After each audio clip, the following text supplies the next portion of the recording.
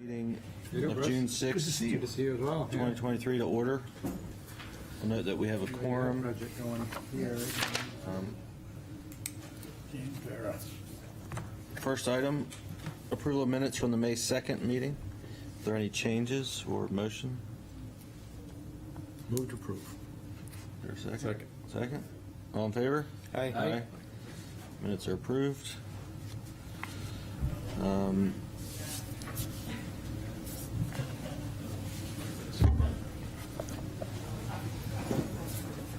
Let's see, here he comes. First item of business is the request of CP Management, Inc., applicant, and Serena Properties, Inc., owner, for property located at 933 U.S. Route 1 bypass, requesting a conditional use permit in accordance with Section 10.1112.14 of the zoning ordinance to provide 83 parking spaces where 114 are required. Said property is located on Assessor Map 142, Lot 37, and lies within the business district. Here to present. Peter, good afternoon. Chris Mulligan from Boson and Associates on behalf of CJA Corporation, which does business as the Vanguard Key Club physical fitness facilities. With me to my right is Craig Annis, who's the principal of CJA, and his general manager. I'm sorry, I didn't get your name. Dana. So the Vanguard Key Club currently has an operation on Rains Avenue and has been there for approximately 20 years. It's the same size facility, 12,000 square feet.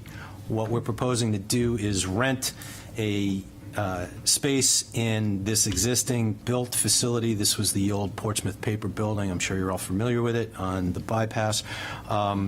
We will be using the same amount of square footage, 12,000 square feet, for the new facility. If it's approved, we have a request for a special exception pending for before the zoning board. But the amount of parking that is otherwise required is set forth in a table that we submitted, and based on the information that we have put together, we believe that that amount of parking is excessive and not necessary. One thing I think is notable about this particular site is the parking areas on the site are somewhat bifurcated. Where we would be primarily accessing the unit that we're going to hopefully be leasing from the owner would be the upper parking lot that you enter off of Emery Street. On the old site plan that you have, it's noted as Central Avenue. I'm not sure where that came from. But that is, in fact, Emery Street. And all of the other businesses within the building are accessed at a lower level. So we don't believe that there's likely to be much, if any, parking conflict in this upper parking lot, which is where we expect, which is where the vast majority, if not the entirety of our guests will be accessing the facility. So the idea would be to build an access into this rear of the building there, and then access the gym facility that way. This is a low-volume, high-end facility. It's not staffed. There are no classes. Part of the franchise model for Vanguard forbids classes. So the congregation of guests at any given time is less than you would see at one of the higher volume Planet Fitness type facilities. So we believe, based on Mr. Annis's experience in the prior location, or exactly the current location on Rains Avenue, which has 41 spaces spread out over several various uses, and which doesn't result in any parking shortage for this use. We think that based on that, and based on our experience with these facilities in other communities, that there's more than enough parking here. We can, as I noted in the materials, we can provide data on the amount of usage, because obviously the Key Club is accessed electronically by members, so we can generate data for the number of uses in very close to real time. So periodically, we can update the parking or the usage calculations that we've provided to determine whether or not there appears to be some shortage. If there is a shortage, we have a couple of ideas we can elaborate on. One is we're in discussions with the owners of the motorcycle facility across the street that will be going in very shortly.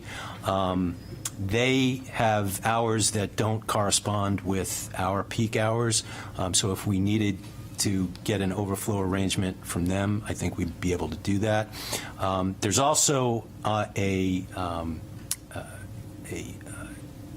loading dock in the rear of the building that's not shown on this plan, but it does exist, and I can show you some pictures of it, that we feel we could get some additional parking in if it's necessary. And I'm just going to hand these out, send around. This is just an overhead view of the of what goes down to a loading dock in the rear of the building. This is not dimensioned, so the number of angled spaces that you see there is not likely something we would be able to fit in. I don't think we'd have a 24-foot maneuvering aisle if we did that. But right now, on the site, I think is a 20-yard roll-off dumpster. So I think we would get at least 3 stacked spaces there if it was necessary. We don't believe, based on our experience, that it's going to be necessary, but there's an opportunity there that we, might be able to avail ourselves of if it's necessary. So that's the project, and that's the proposal. We're going to need a conditional use permit because we have less than the amount of parking that would otherwise be necessary for this site, given all the various uses on it. But we've, done the numbers, and our opinion is we will have more than enough based on what the historic usage of the facility on Rains Avenue is. All right, thank you. Any questions? Will you be restriping the parking lot? I don't know if the parking spaces are delineated right now or not. No, I believe that's probably going to be necessary because you can see them if you're on site that they're really faint. Yeah. But I think having it sealed and having it restriped would be optimal. Yep. Yeah, and I think we would anticipate some, appropriate landscaping. It's pretty rough It's a little over there. mangy back there. We want to, be nice to dress it up. If it's going to be the entrance, the new entrance, and Yeah. give it a little bit of some curb appeal. So you'll be constructing a new entrance to the building there as well? Is that? Yeah. There's a concrete pad. I don't know if you can see it from that elevation. It's kind of in the shadows, but it's about 52 inches above the finished floor grade inside. And so we'd just use that concrete pad as the entrance and just put in the glass doors, and then people just kind of walk in, and then have to go down the 52 inches. Just to the big space. That plan, there's one line missing. It's not a massive. It's more like just the triangle and a little sliver that comes down by the loading docks on Talking about the one. Yeah, floor plan. yeah. The one I think there's up there. They have another wall that's been built or something, but yeah. So it ends up really just being a big triangular space inside.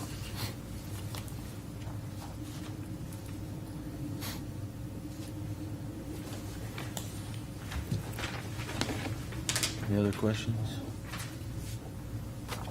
Was there any consideration for creating more parking back here? I know probably this is where big trucks. Loading. It's all loading. Yeah, he's got some spaces out there. James, the owner, has some spaces out there, as you can see, but he wants to leave That's all. that Yeah. available for the turning and loading. And it's become seems like a less popular warehouse, it seems, just because of the Route 1 loading. There's so many warehouses off on Constitution, Heritage, and that kind of stuff, but they still got to provide for that.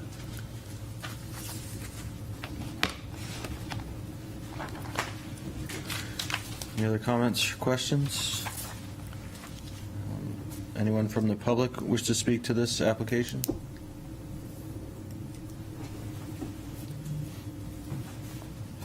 Seeing none, we'll close the public comment portion.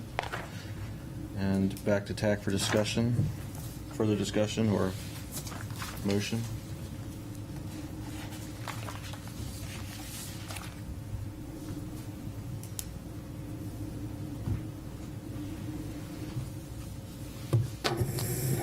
Move to recommend approval. I'll second that. Any discussion? All in favor? Aye. Any opposed? Motion carries. Okay, great. Thank you very much.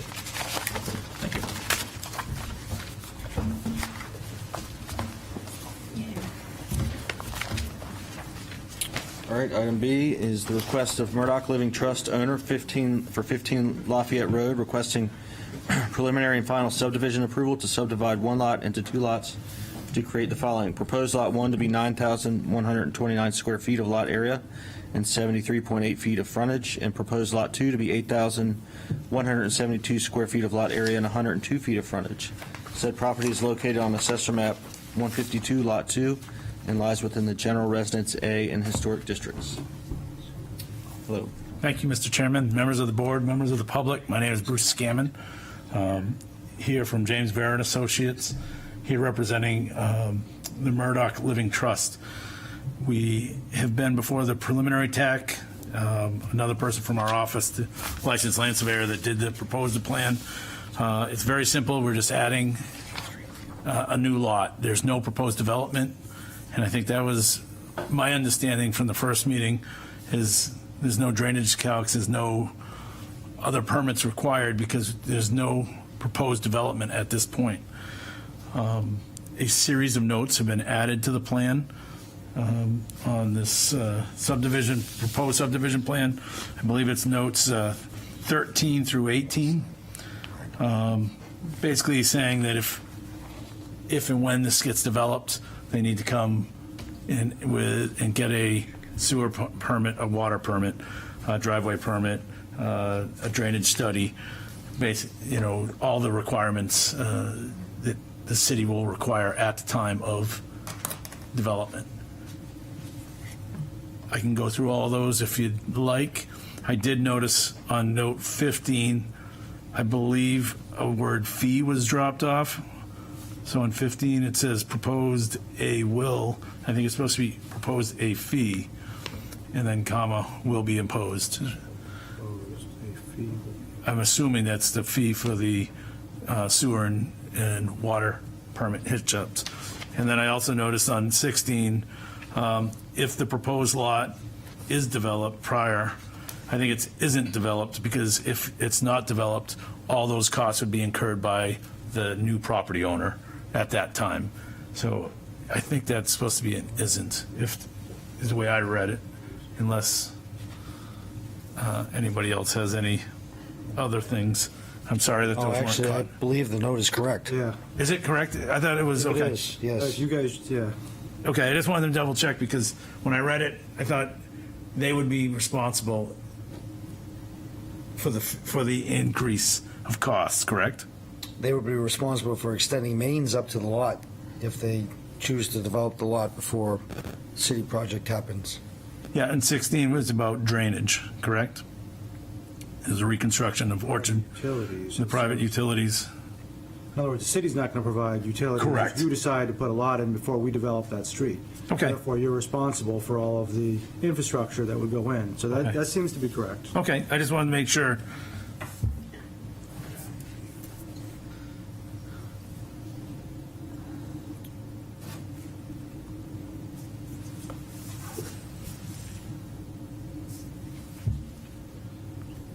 We all set? Yeah, Any no, we- questions or comments?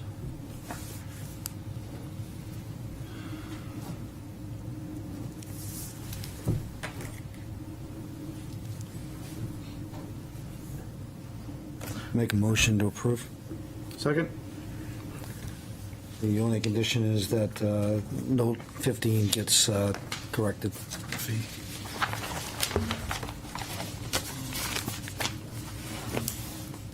Any further discussion?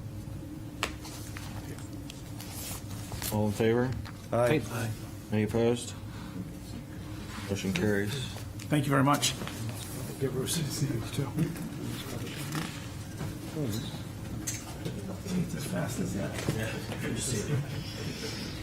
All right, item C, the application of Banfield Realty LLC owner for property located at 375 Banfield Road, requesting site plan review approval to demolish two existing commercial buildings and an existing shed and construct a 75,000 square foot industrial warehouse building with 75 parking spaces, as well as associated paving, stormwater management, lighting, utilities, and landscaping. Said property is shown on Assessor Map 266, Lot 7, and lies within the industrial district.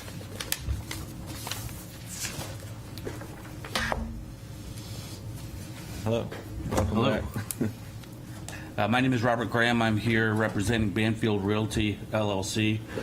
With me today are my civil engineer, Joe Coronati from Jones and Beach Engineers, Bill Wilcox from Wilcox and Barton, and Lynn Preston from Sheehan and Finney. It's been a few months since we've been back. The last time we were here, I think we had worked through the site plan issues that we had. We did not have our DES and EPA approvals for our work plan at the time. We have finally received those approvals from DES and EPA. I don't know if you would like me to go over the site plan as an overview at this point, or if everybody here is familiar with it. I think it'd be good to maybe do a brief overview of the site Of the plan, site plan, and then sure. maybe update on the DES and the EPA. Their I'll let Joe do a quick overview of the site plan. We do have our alteration of terrain permit for the site. Do we have any other permits? Yeah, we have all our state permits. So this project is 75,000 square foot industrial building with the driveway off of the south side of Banfield Road, and it's single curb cut, provides access to parking with loading out back. Obviously we went through a lengthy TAC review process almost more than a year and a half ago. We have not changed the plans since 2021, but we have since received our AOT permit, as Rob mentioned. We have a wetland permit and our septic permit. Those are all have been received. There was even some requirements for some off-site work. The applicant has already paid, and that work has already been done on Banfield Road. That was part of the shoring up of the shoulders on Banfield for the truck traffic. So I think as far as from the TAC review and the state review for those aspects, those are all have been completed quite a while ago. Nothing's changed, like I said, for a year and a half, basically, site plan wise. Bill Yep. can elaborate more on the DES other permits. That would be good to. Summarize those. Sure, thanks for having me. Bill Wilcox at Wilcox and Barton. This past March and April, we received our approval from the New Hampshire Department of Environmental Services and the US EPA Region 1 for our remedial action plan. I believe a copy was submitted to you folks. In general, we're remediating the site. We plan to demolish buildings, remove the most contaminated soils for off-site disposal, bury other materials under a cap that's engineered, and restore the site. Worked in conjunction with the New Hampshire DS for the past several months. They had a lot of input. We had a series of reviews, and the same with the EPA. We met with the EPA. They had some concerns. We went back, collected additional data, and at the end of the day, both agencies issued their approvals. What's the timeline for the remediation? It's going to happen concurrently with the project construction. So when the project moves forward, part of the, for example, the building itself is forming a cap for the materials, so the work can't happen until the building gets constructed.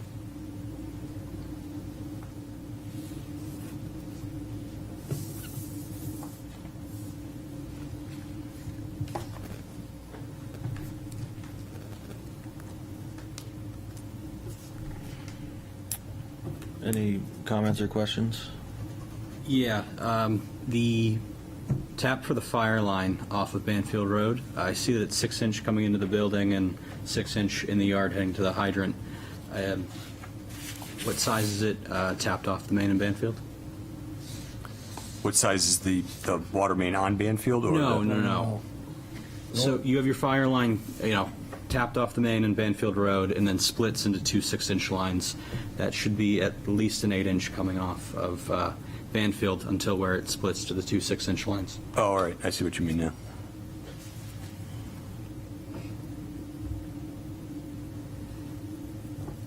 Minimum. Needs to be engineered. Right. Need some flow data on that. Yep.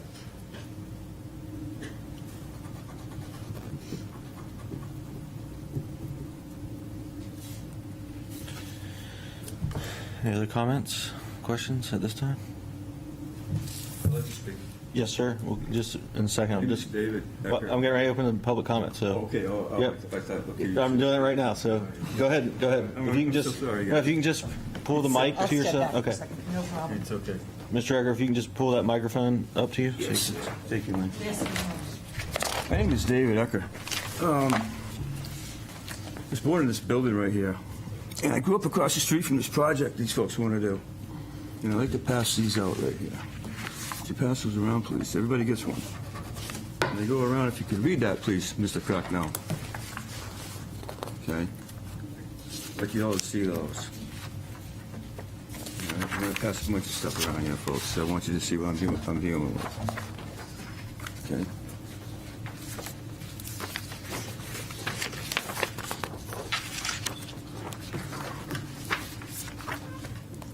Everybody gets one, please.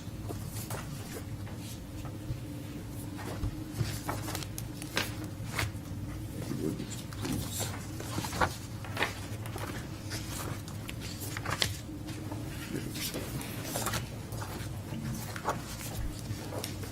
You can all take a second to read that first piece of paper. I'd really appreciate that. Thank you. Say it's refreshing to see a good old-fashioned picture. Well, You don't see these anymore. Yeah, but that's going to live with you forever. You know? It's not going to be on the phone where it goes away and nobody Can't tell you knows the it. last time I've held a picture of Okay, one. so there's nothing like a visual. Last year when I came here, I got a little wound up because I only had 1 day notice, and the next day I left for a 5,000-mile car ride. If you all read that piece of paper right there, you see what it says on it about the contamination.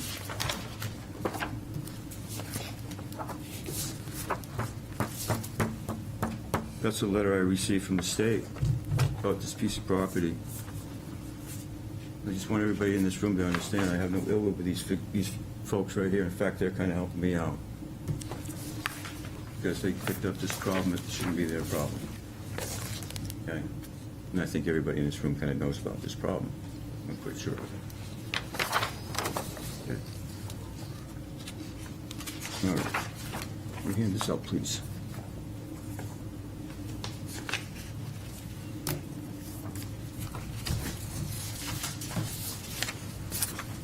Give that a quick read, I'd appreciate it.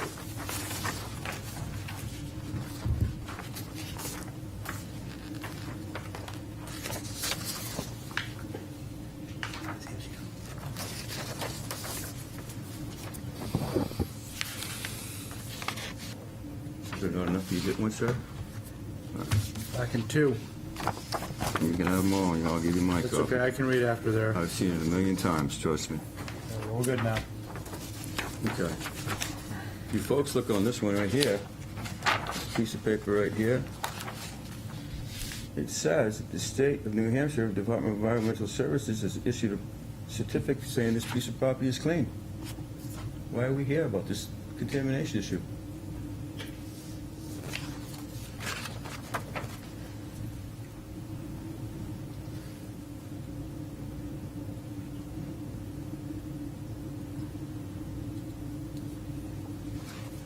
I was extremely fortunate last week to call Mr. Graham to find out somebody at DES actually did put their name on a piece of paper somewhere along the way.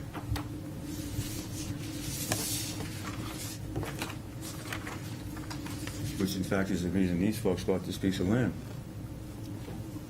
There's different dates. Malcolm to find out the Department of Environmental Services is telling us what to do here, but yet they told us at one time the property was clean. There's a problem here, folks. Okay? Did you see those pictures? I want you all to put those right out in front of yourselves. Please. This picture right here. This one? Mr. Graham and Mr. Wilcox saw this personally last week, just before I took this picture. If you look at that picture very carefully, at the bottom of it, the granite structure going across. I'm standing on top of a granite structure exactly where the water is leaving that piece of property and going onto mine. All those chemicals that you saw in that first piece of paper that I gave you, is what's coming, it's this water right here, it's going on my land. Never mind it's going onto my land, it's going on into the wetland. Never mind all of that, all the animals are drinking it. Okay, you folks want to put a building on this piece of property? I don't think so. I think I want this all cleaned up first. Now, Mr. Wilcox and Mr. Graham both understand that there needs to be more testing, and it's supposed to go beyond the culvert. This is what the Department of Environmental Services said.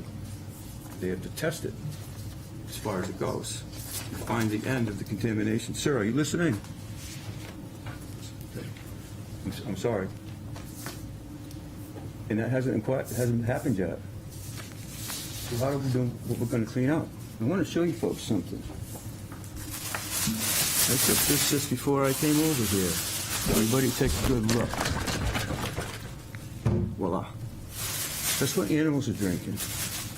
You see this right here? When I was a kid, I drank out of that. I don't want to see a building on this piece of property, not until it's cleaned up. All cleaned up.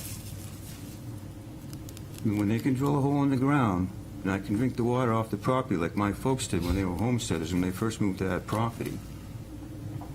When my mother was 6 months pregnant with her third child, the well went dry. My dad would have wanted to take his backhoe and dug a hole out to the road and got some city water, but there was none. He put a ladder down inside that well 20 feet down and went down there and dug that down so he could drink that water. 3 children, 2 children and a wife who was pregnant. I want it cleaned up first. I can't use that well. I don't want anything happening to this piece of property until that's all cleaned up and I can drink that water. Good luck, it won't happen in my lifetime. So I don't want this going forward.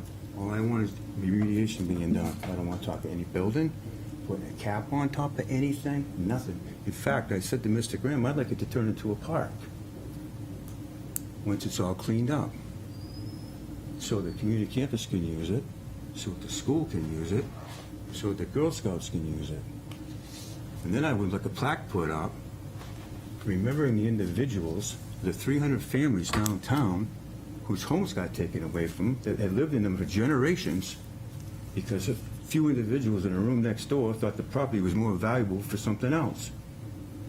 And they pushed all their homes into a pile and dumped them in the swamp across the street from where I grew up. That's what I'd like done. I expressed my view to Mr. Graham.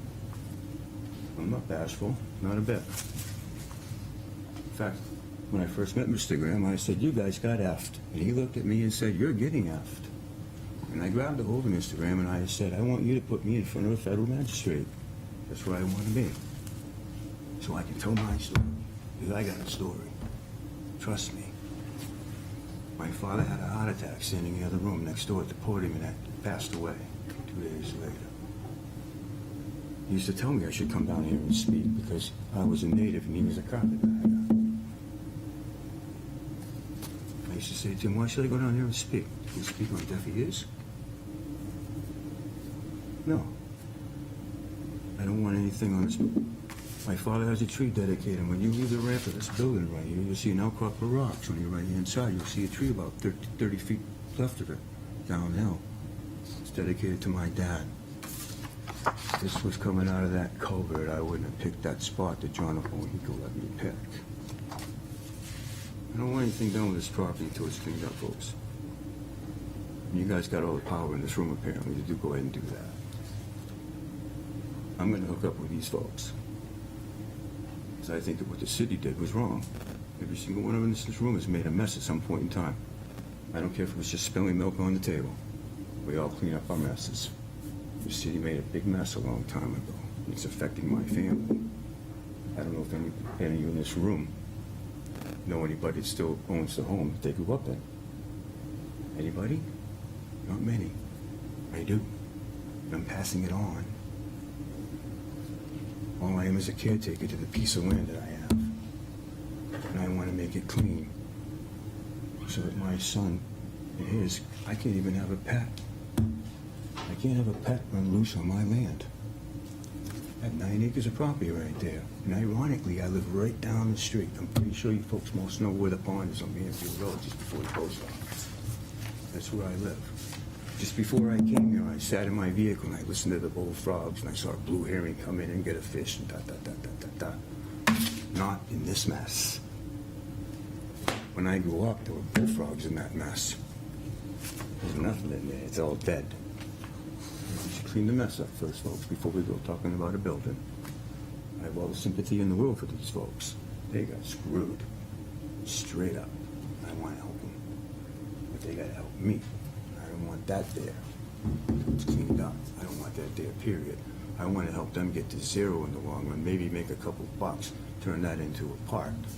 Never have it happen again to anybody. I can tell you, if I was one of the 300 families whose home got taken away, you'd have to find a hole to go find, because I would have found you.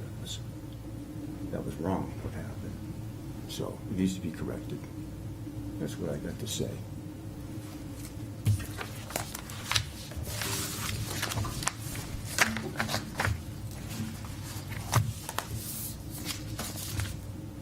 And now see where your conscience is at.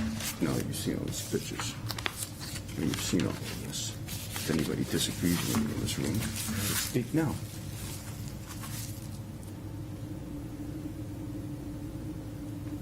Which one of you would want this happening to you? You? Excuse me? You? Would you like this I happening? didn't hear you. Would you like this happening to you? I'm not sure what it is. I'm not an expert in Contamination. environmental. Sir? We're just hearing public comment, we're not signing back and forth, so I'm just kind of thank you for your curious. comments. Well, I guess I'll find out, won't I? Let me see if there's no one on Zoom to speak. So I'll close the public portion. And back to TAC for discussion. Rob, I just have a clarifying question for your team, just in the for what it's worth column. Looking at presumably the sheet that was on MLS or whatever, right? From A-Land or whatever it is, Realty. Did the DES actually sign off on this to justify that statement? Is that something you're aware of? The DES issued a no further action on what appears to me to have been a previous issue that was under monitoring, and contamination was still ongoing on the site, and they issued the letter that they're referencing there, and that was provided to my client before we bought the property. Relative to an arsenic issue is what it was. So there was limited, that implied clean bill of health, if you'd characterize that sentence as that, which I don't know that, I'm not qualified to do that, but was specific to an arsenic issue, not general characterization of any contamination, other contamination on the site. Correct. So what prompted further investigation of the site? Was it this process or your own due diligence? Well, my relationship with my client was really just beginning. I wasn't involved in the acquisition of this site. I was only hired for another property over in Dover. After I heard that he had purchased the site, I dug into the history of the site and called Bill and said, hey, you got to come over and take a look at this. And Give me reassurance. Yeah. That it's only arsenic. I sent him the letter. I sent him, really it was just kind of a habitual double check, if you will. Yeah. And Belt and suspenders. yeah, and then I got a really bad phone call from Bill. And so we dug in and researched what was going on with DES. There was an outstanding file. There was a file open with work orders for what needed to be done on the site. Different outstanding file or one for the arsenic? No, a different file. And none of which had been completed by the former owners. And so we've picked up the ball and fulfilled whatever our legal responsibilities are to this date. Which were characterizing the problem and coming up with a response, remedial action plan, or Correct. whatever it's called. Yep. So then there were at least two separate filings with DES, one for arsenic and one was something else, and you weren't aware of the second one? I think just because of the litigation issue, we probably don't want to dig into the aspects of what happened before, but there is definitely contamination on the site was identified prior, and going forward, obviously, the extent of it was very large now, so hence going through the remedial action plan, going through the work with DES and EPA, because EPA is involved because there is EPA grounded contamination on the site. So from that perspective, as part of moving the development forward, those approvals are now here for that part of the site, and we're ready to go. So the DES has approved your new remedial action plan for all the stuff that was inconclusive or unclosed before you bought it? Correct. And they're aware you want to build this building on this portion of the site, as well as all the site improvements? Correct. Yeah, this building is part of the process. Yeah. Yep. They have to review the cap, they had to review to ensure that the EPA and DES had to review to ensure that it was So appropriate. I'm guessing it's a phased remediation. It is. This generates potentially revenue to deal with the second phase, third phase with it, right? I mean, that's pretty typical. Yep. Yep. You've got all that correct. And we coordinated with AOT and DES coordinated together during all of our drainage permitting as part of the work that we were doing on the contamination. So just last question for me, and I'll give it to Patrick. What assures the city and the public that you'll actually make it to home plate after the building goes up and the site will be closed out? Is the state requiring any type of bond or surety that? Sure. Yeah, that's a great question. We are in the process. We are now in the cleanup process with DES. We're under their cleanup regulations, so we're required to clean that up. Otherwise, Banfield Realty will get an order requiring them to clean it up, and they're stuck in the soup, so to speak. They'd be in the chain of custody or command of whatever it is. Exactly. Yeah.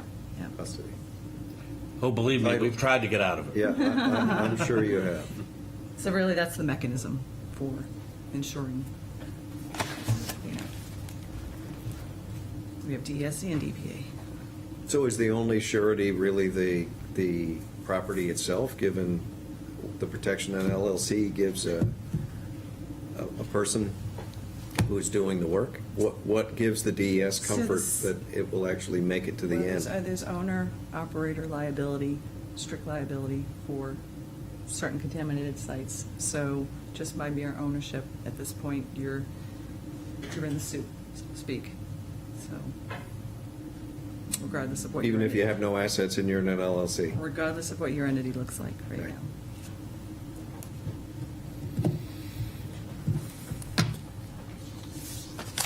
I'm done. Oh, Pat, sorry. Pat. Yeah, I just noticed one of the staff comments is that it goes back to the Conservation Commission to reaffirm a previous recommendation. Given, can't speak for everybody, but given my lack of expertise on this area, it seems like, I'm not sure who made that comment from among us, but it seems like that might be a good idea. I think that was from Peter Britz, because they did go to the Concom. I think it's been almost 2 years. And they did get a recommendation for approval, but then they never went to the planning board for the wetland CUP. So I think it was just reaffirming their vote support from the original. And is that something that would happen after we recommend approval, or we would not recommend approval until then? I'm not sure what the process is. Or it could be a condition prior to planning. Obviously, it would be prior to planning board, but. And this remedial action plan, does it require work inside of a buffer zone or anything else that's going to require additional permits? There- Yeah, there's plenty of work. So there's a portion of the excavation that extends within the buffer.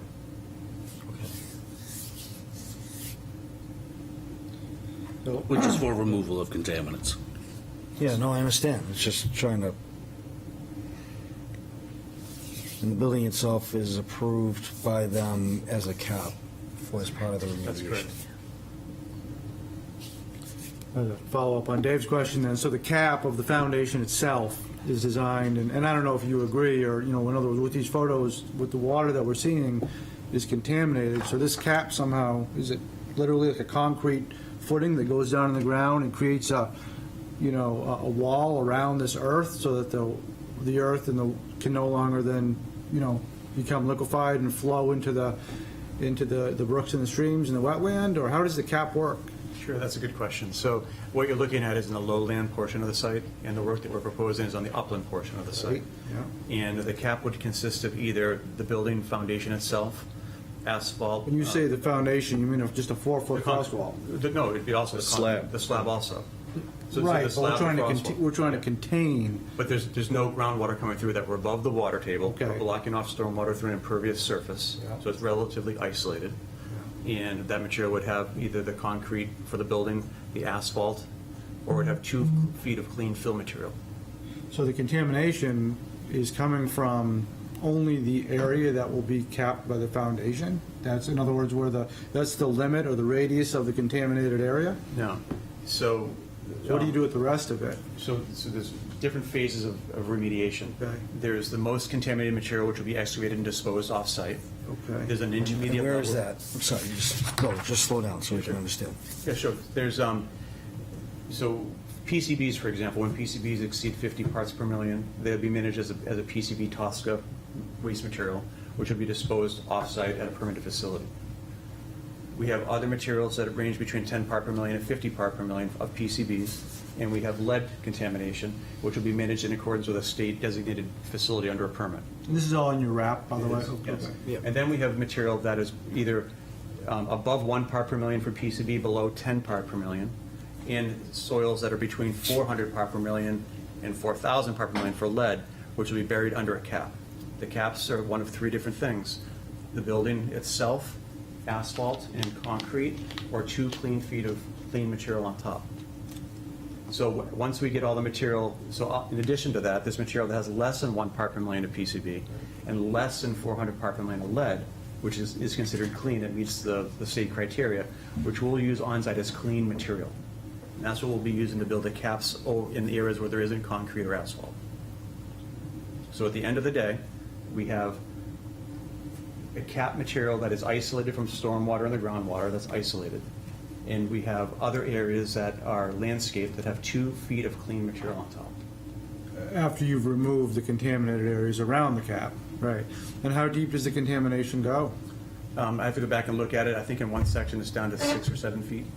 So literally remove 6 or 7 feet? Yeah, so the site is lower elevation towards the road, higher elevation to the rear of the property, and it's literally a large cut and fill where we're taking a lot of the material from the rear of the property. The clean material will be then flopped back on top of the front, and that's how the cap will be designed. So working with the New Hampshire DES, we have a very controlled process of how to do that. We'll be recording where each section of material comes from the site and where it goes. So it's a very controlled process during excavation and construction. You'll be doing a lot of removal, yeah, and then even before or concurrently to the cap. Yeah.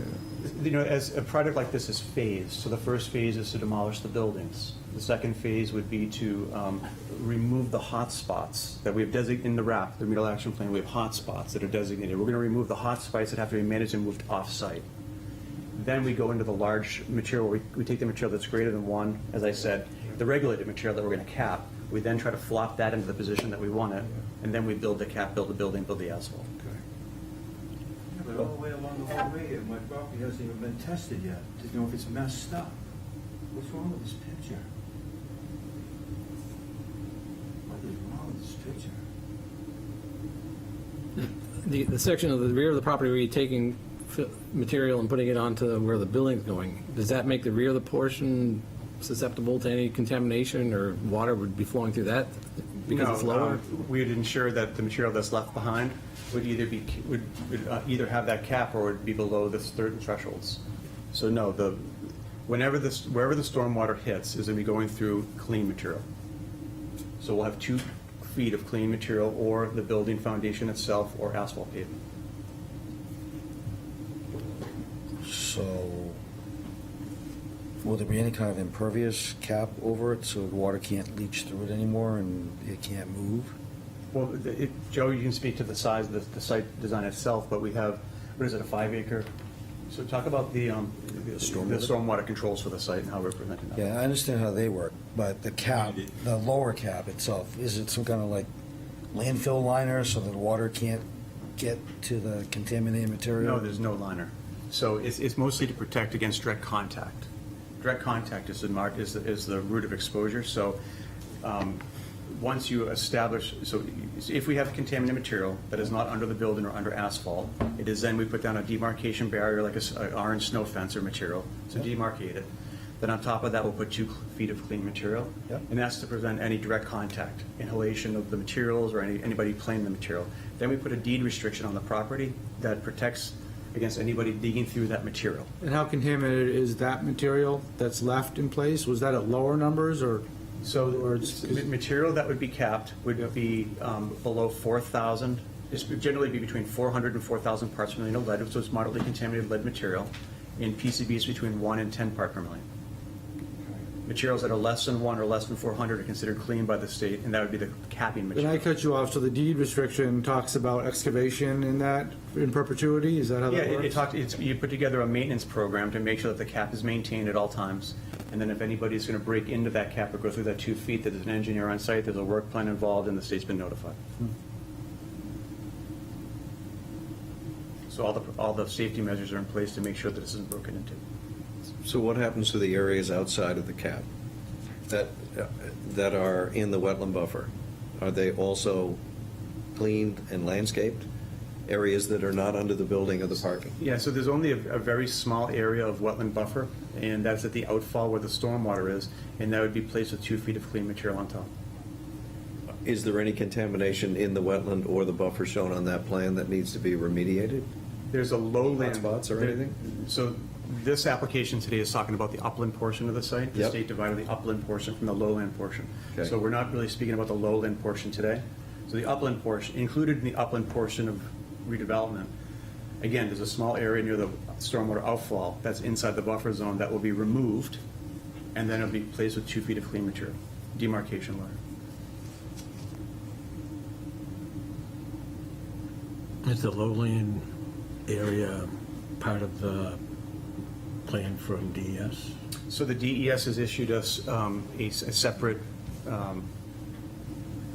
requirements, and they've put forth, they've approved our sampling plan for the lowland portion.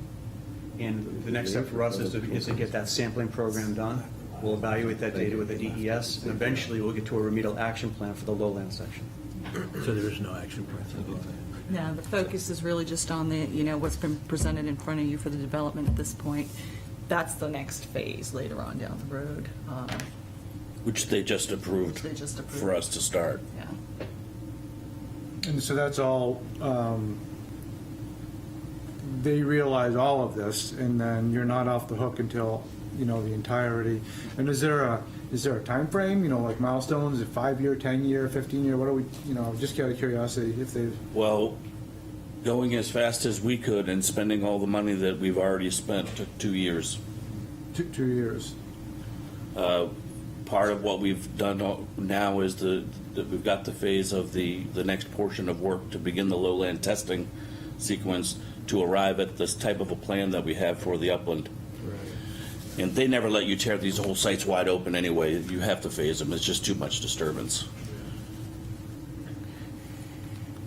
Does the lowland portion include off-site, like downstream monitoring, or not off the property, or? The state has requested evaluation, both upgrading and downgrading. And limited, and I didn't catch that, was it limited to the parcel that your client owns, or are we going beyond to any contaminated abutting parcels? It all depends what the data says. I mean, you have to chase it till it stops, right? Till the problem stops. That is one of the requirements of the regulations. Yeah.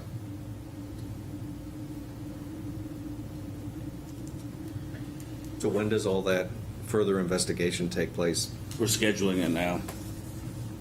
So, well, this is, it's even ongoing while this permitting process is ongoing, right?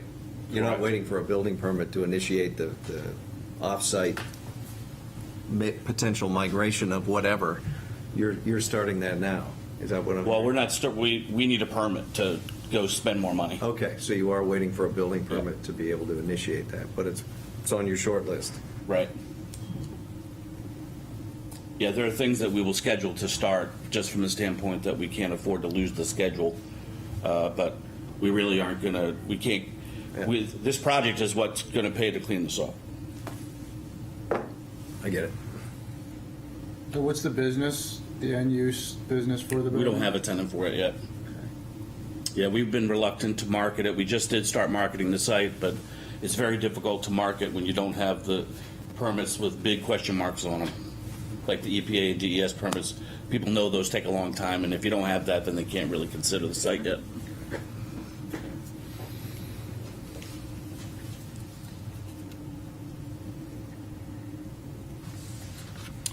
All right, any other comments, discussion?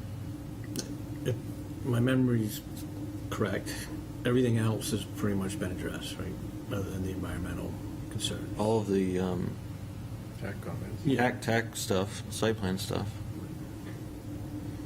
I'm uncomfortable with my limited knowledge in this area, but I would be comfortable knowing that the Conservation Commission was going to look at it with their expertise. I don't know. I mean, for what it's worth, I feel like, if the client does nothing, or now there's probably some responsibility to do something. You probably have no choice now that it's been disclosed. But the plan is there, unless, we have issue with the plan that DES has already approved, then why wouldn't we want to initiate that? Unless we're just thinking that somehow by issuing a building permit and eventually granting occupancy prior to all the contamination being 100% cleaned up, that would be an issue or a problem. But, it seems like concurrently these things are going on, it's a win-win. I suppose I would feel that way.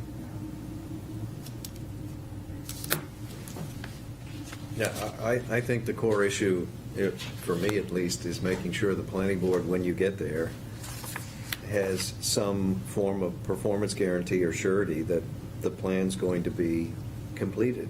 Of course. Which is what you're discussing or have concluded with the DES. Whatever that surety is that gives people comfort, you're going to make it around the bases once you get the building permit. I think we have to defer the environmental remediation to DES since they have jurisdiction and the EPA. So whatever they've come up with hopefully is right, but that's for them to decide.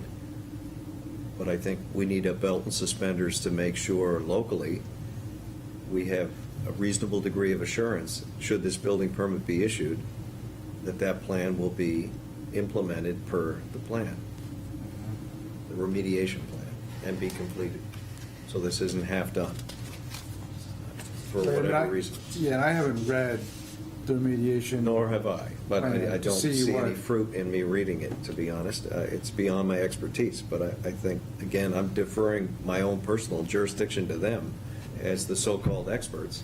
Right, but we would still want to hear from the experts if what, the applicants are saying coincides with exactly what DES has said with regards to assurances, meaning even a summary letter, and maybe it's in the RAP, I haven't even looked, to say that, this is what the applicant is required to do, here are the timelines, here are the penalties if they don't. Yes.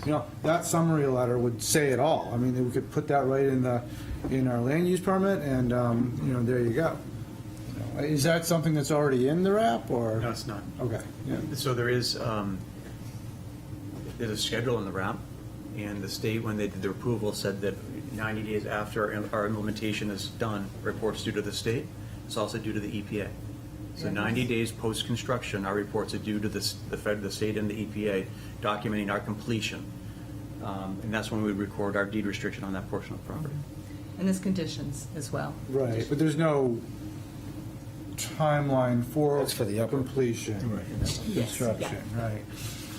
I guess that's where I think the Well, Conservation Commission might be able to provide some guidance. We got a plan for part of the property, and then a plan for another part of the property that's not really included in this. And I don't know how that melts together. I don't There's no way I'm gonna personally see understand. them having any expertise beyond us. They're volunteers, they rely on staff. So I think structuring a stipulation to our recommendation, should we make one, which is all we're here to do, should require the planning board, or highly recommend the planning board, get these levels of protection or assurance in place prior to approval of this plan. That's our, I think that's where we need to stop. Either pushing it around, or, you know, you'd need a third party that has expertise in this area to review these documents and look over the shoulder of the EPA or the DES. I'd be surprised if anyone in Portsmouth who's not an LSP could do that. And why go, you're reviewing DES and EPA, it's their rules. These Well, are- it's not to like- make us look, feel if better they- in the if they- city. Look, I would only say, you know, if arsenic was, look, the way we got here, the pathway you got to where you're at, it doesn't maybe make everybody warm and fuzzy about their ability to do their jobs. Everybody makes mistakes at every level of every business or government. So this is just about maybe learning from the awkwardness of the situation that everybody finds themselves in, and making sure we're making reasonable requests to protect you, the public, and the city from repeated surprises, which clearly has been your life for the last year, is surprises. And they're usually not fun ones, I would imagine. So I think that's all we're trying to say here, as recognizing you haven't nailed it all down, maybe, with the EPA and the DES. Oh, this is an ongoing process. Yeah, you don't even know the extent of what you're dealing with yet, because that's going to happen after you get the building permit. You start, you know, chasing, hopefully not very far, things that are known about the property that aren't good.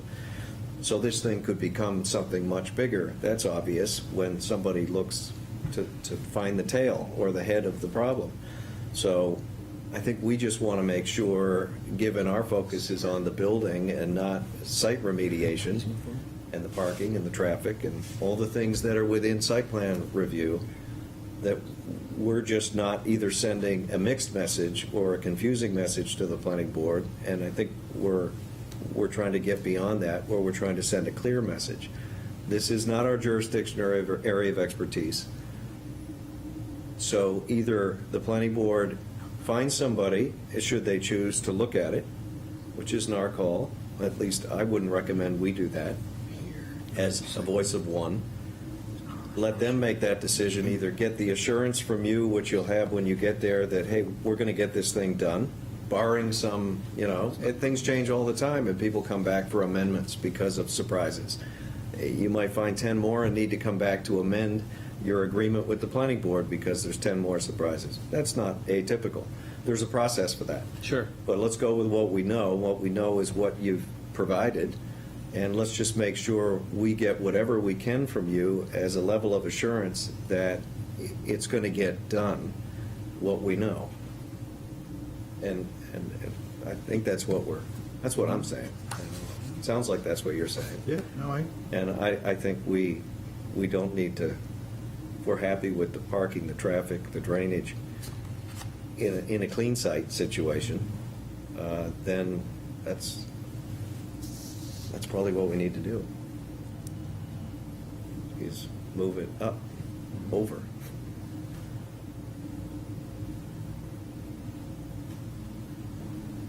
So you got that, that's the recommendation. That's the motion. I'm just noodling here, yeah. I'm the short timer. No, Go ahead. I agree too. I mean, if it's, if they've met all the site plan requirements and all of our comments that have been addressed, I mean, what else can we don't have jurisdiction over the environmental issues. We really don't have, I mean, it's only recommendation anyway. This Yep. is advisory, right? So, yeah. Qualified advice. Yeah. But I agree, the most important thing is that there's a surety that the cleanup gets done. In accordance with the plan. All of the cleanup, You which? the entire site.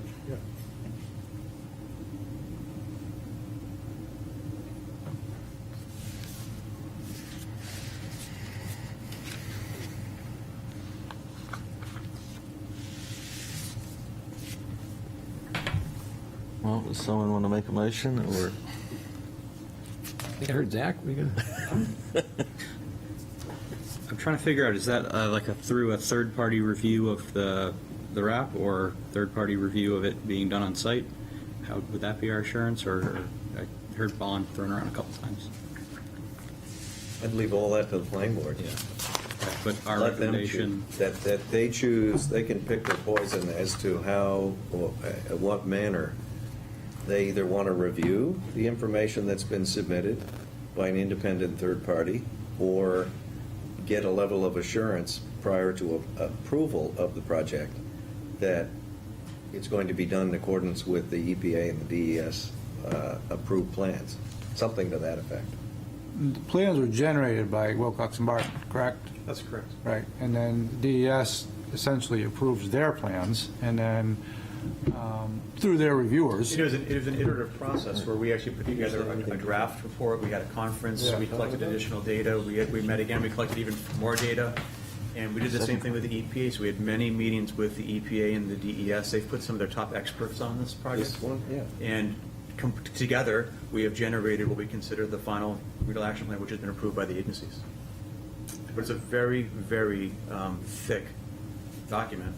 Just for scale, we've collected over 750 samples for PCB and soil. That's the level of degree of the testing. Every 5 feet, or whatever the dimensions were in the areas. So 3 different depths going down. So we've spent a lot of effort, a lot of money, a lot of time. And when you're working with the EPA and DES, do they send it out? Do they have consultants themselves, or do they do all their reviews in-house? They're experts, They're they're technical experts. engineers, Yeah. they have to be.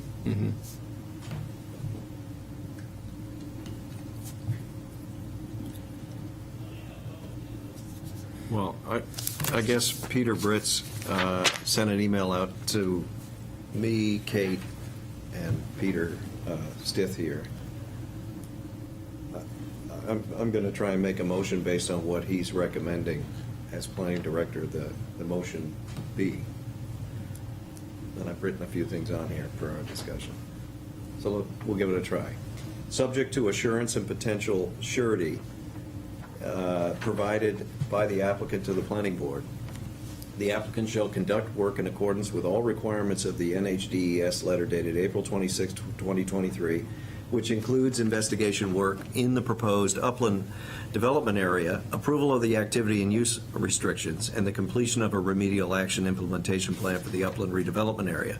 In addition, the applicant must state their commitment to the continued investigation of the lowland area in compliance with all approved remedial action plans and approval of and compliance with the required NHDES groundwater management permit. Make sure I didn't miss anything. Those were the 2 stipulations. I mean, it does cover the parcel in its entirety. It doesn't discuss the abutting parcels, although you did say in accordance with Continued the investigation plan. of the lowland area and, okay, let's. But I think that their plan does address all of the abutting areas. You have to follow it until it's gone, is what How about, Can I make low, more comments? yep, There's a couple of things that are inaccurate in that. Okay. The New Hampshire DES has not issued a groundwater management permit at this time. We've submitted the groundwater permit application to the state, so we haven't received our permit. So you referenced in accordance with the permit that hasn't yet been issued. it says, and approved remedial action plan, and, so that's approved, that's past tense. For the upland portion of the site, correct. Oh, there isn't one for the lowland? No, we have an approved No, that's sampling just- program. Okay, so I'm going to try it again.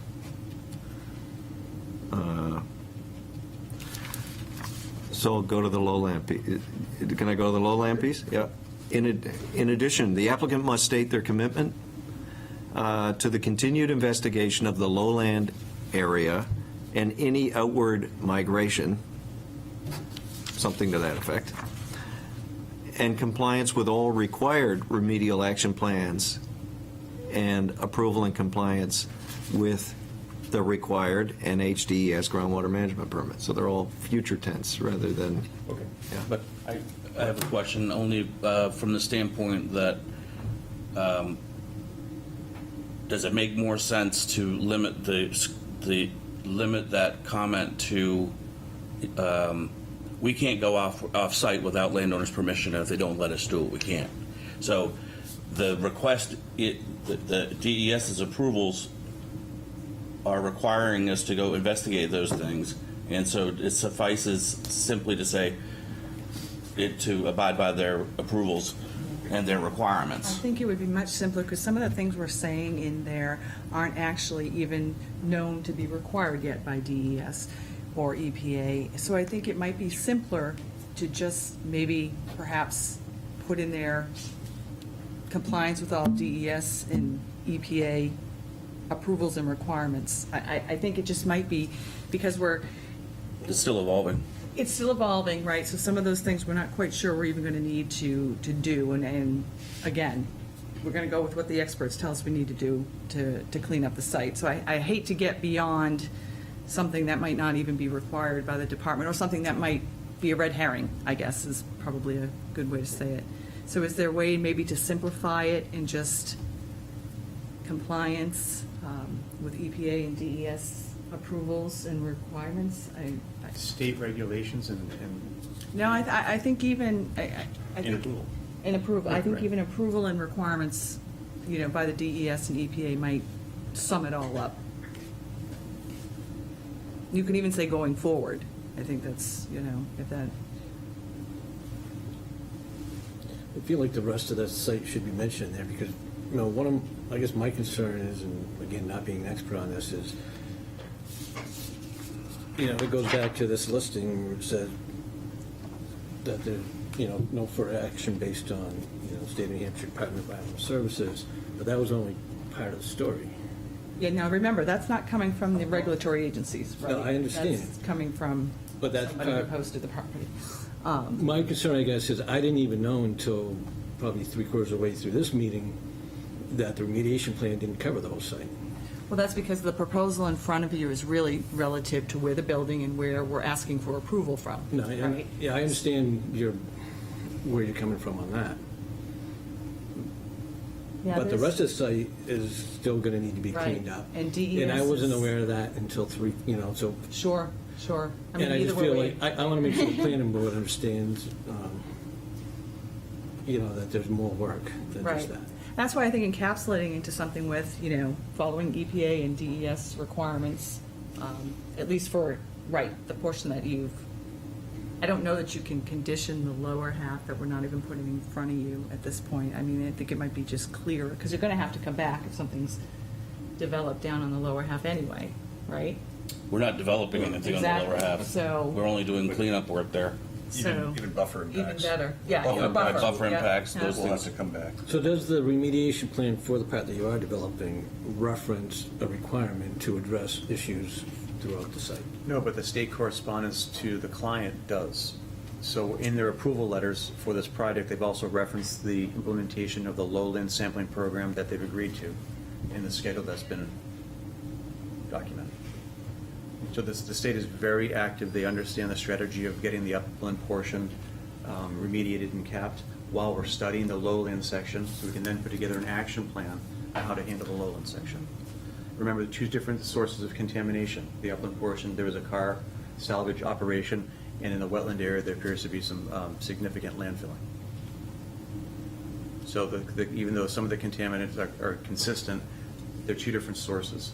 So when we're doing the upland portion, we're actually picking out any of the solid waste that we identify, segregating and moving that off-site, and as we remediate the upland portion. The lowland portion right now is strictly in a study mode, where we're actually going to spend the next several months collecting the data, understanding the data, putting forth recommendations to the EPA and to the DES, likely collecting more data to determine the nature and the extent, and then developing what they call the remedial action plan for the lowland section. All of that's going to And happen over is the next that- several months. Is that development of the remedial action plan for that lowland section a requirement by the DES? If you don't do any any work there at all. I mean, can you just do what? They're not going to let us just walk away. We're going to be They're required to gonna- do something, there's- yeah. There's a requirement in. Absolutely. They're going to follow this through all the way. And that's a written requirement from the DS. Absolutely. All right, I'm gonna Regulation. try it again. Is that in writing somewhere? I'm sorry? Is that in writing? In the regulations. It's absolutely in the regulations, in the statute. There's a, in writing particular to this site from the DES. Up to this point, what we're doing is in writing, for sure. I mean, they get, you've got your responsible party letter, you're the responsible Yep. party, so they issue you the letter that says that you're a responsible party, you've got to clean it up.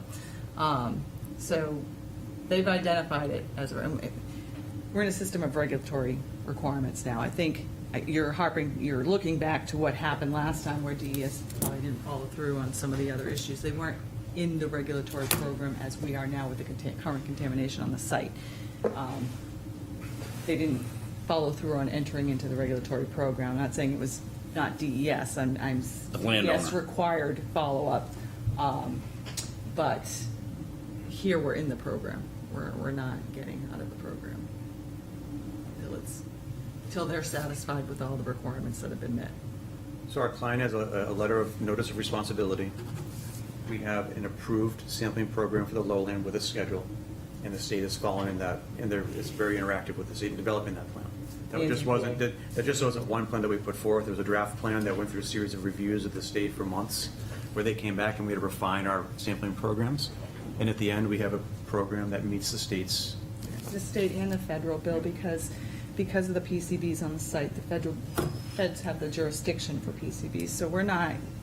And they may revise that program after we get out there and do a round of testing. Yes, and it's very which is strict. likely what will happen. Incredibly stringent, more stringent sometimes than, the RAP requirements for the PCB issues, so, yeah.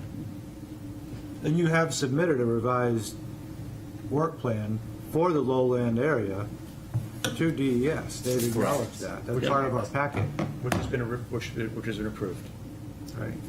We're waiting for that now. Yep. No, those So that is in. Oh, yeah, recent, this okay. is- This is what you You're not just going asked to, about. we'd approved it by acceptance. Okay. Yeah, I just don't know, again, with my lack of, I just don't know, okay, that the requirement is going to be for you to address it if you're not doing any work back there, or if the requirement is just Regardless. to look at it, find out what the problem is, and then maybe if you ever do work down there, you would have to remediate it. I don't know, or if you have to remediate it anyways. You'd have to remediate it anyways. Regardless. The future use doesn't stipulate, doesn't dictate the remediation. So we have a condition out there that needs to be abated. I think Nick has a, No. And we're not going to build a building on the site and then lose that building investment because Right. we didn't. Correct. Nobody wants that site clean faster and more efficiently than we do. Which is why this is belt and suspenders, because obviously you've got skin in the game here. So I'm going to give it another shot, and I'm sure it won't be the last, but I'm trying. So, subject to assurance and any required surety for performance provided to the planning board, the applicant shall conduct work in accordance with all requirements of the NHDES letter dated April 26, 2023, which includes investigation work in the proposed upland development areas, approval of an activity and use limitation or restrictions, and the completion of a remedial action implementation plan for the upland development area, period.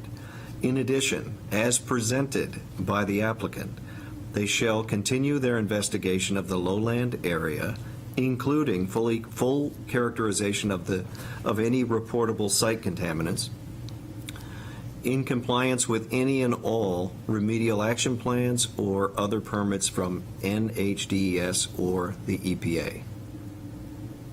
That's great. Period. I think if you start that second, he thinks it's great. I think if you start that good. second sentence with, could you read it again, just the first part about the lowlands? Yeah. Yeah. In addition, as presented by the applicant shall continue their investigation of the lowland areas. Can we just put in accordance with NHDES and EPA requirements after that? I think it's, I like how I wrote it.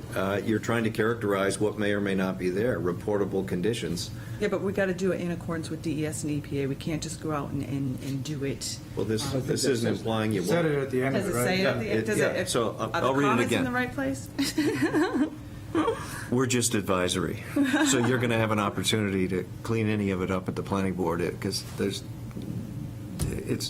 don't have to take it verbatim, but obviously we'll try and get it right here. In addition, as presented by the applicant shall continue their investigation of the lowland areas, including full characterization of any reportable site contaminants in compliance with any and all remedial action plans or required permits by NHDES or the EPA.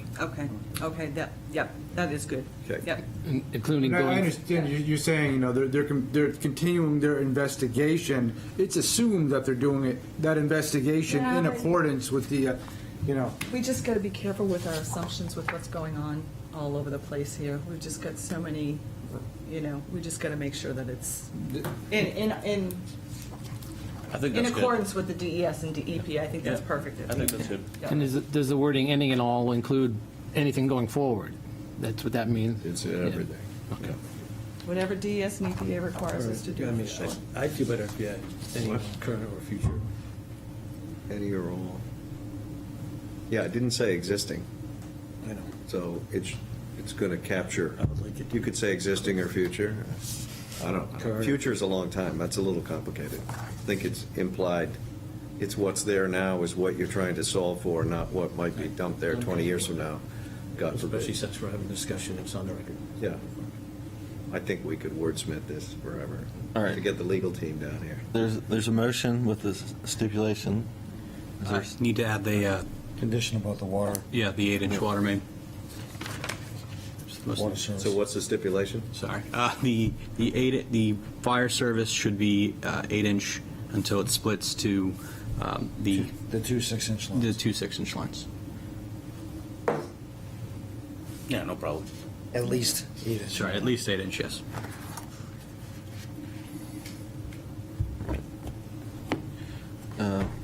so is there a second to that motion? Second. Second. Any further discussion? I'll second it. It was Peter's motion. So, All right. All in favor? Aye. Any opposed? All right, motion carries. Thank you very much. Appreciate all your time. I know it took us a long time to get back here, but it wasn't for a lack of trying, let me just tell you. A motion to adjourn? Yes. I'm going We're with you. adjourned.